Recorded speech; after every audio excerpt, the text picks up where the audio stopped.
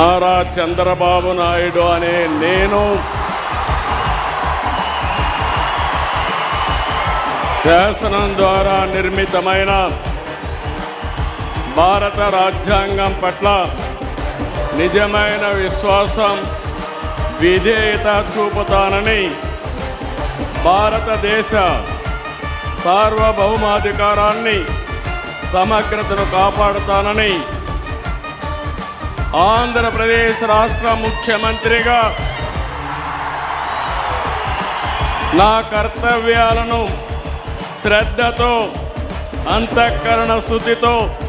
నిర్వహిస్తానని, భయం కానీ, పక్షపాతం కానీ,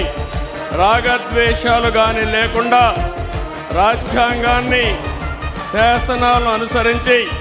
ప్రజలందరికీ న్యాయం చేకూరుస్తానని